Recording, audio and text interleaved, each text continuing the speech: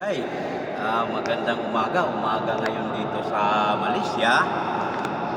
Nandito tayo guys sa loob ng tangke. Preparasyon for loading.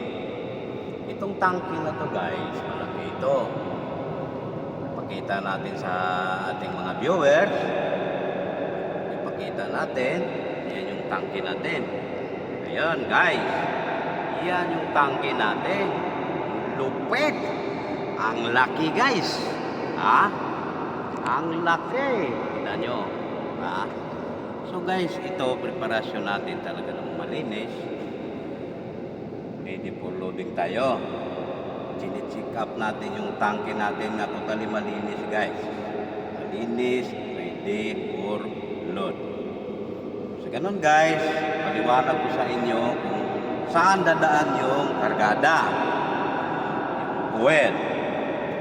Ito guys, itong linya na to, ayun, papunta doon sa taas.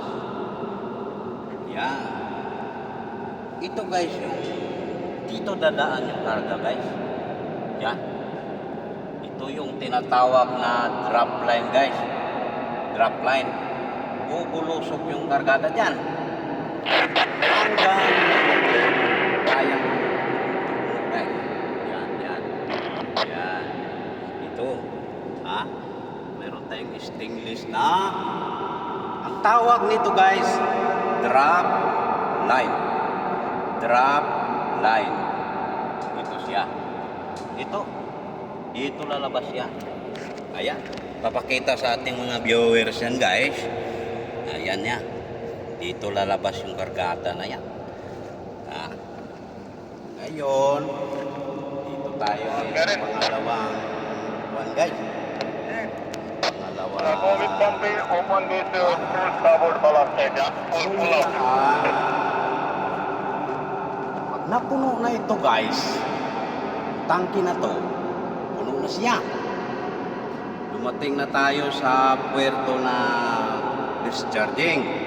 Didiskarga yung kargada natin. Dito na naman tayo guys. Ito. Ipapakita natin sa mga viewers natin para maintindihan nila kung paano natin diniskarga yung ating mga kargada. Ito guys. Ito na. Totally stainless yan guys. Papunta doon sa taas. Yan. Stainless. Bali, ito yung pump. Ihigupin niya dito guys. Lahat ng mga kargada dyan, babagsak dito. Ihigupin niya dito sa maliit na kuha na to. Bell mount. Ito ang tawag nito ay bell mount. Yeah. Bagsak lahat ng kargada dyan guys. Yeah. Ngayon guys, since ang kargada natin ay pang-oil, pamprito ng isda, pamprito ng manok, pamprito ng kung anong piprituhin, itlog. Ito naman yung tumitirada sa yung heating coil. I-heat up yan guys. I-heating niya yung kargada natin. Yan. Nakikita nyo yung stainless na yan. Yan yung nag-heat up guys ng kargada para magiging liquid siya, talagang ito ang lupit guys. Kumpleto tayo sa facility. Ang lupit, kumpleto tayo. So ngayon ready na tayo guys.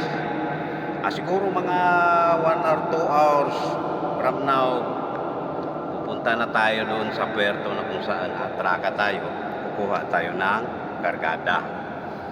So guys, paki-like and share lang sa YouTube ko, Facebook ko, Paco Utilo guys. Paco Utilo.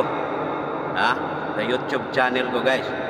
Marami po tayong ipapakitang video diyan na sa mga viewers natin na gusto nilang malaman kung paano, kung anong proseso. Maraming salamat guys. Thank you for watching. God bless to all in the whole world. Thank you.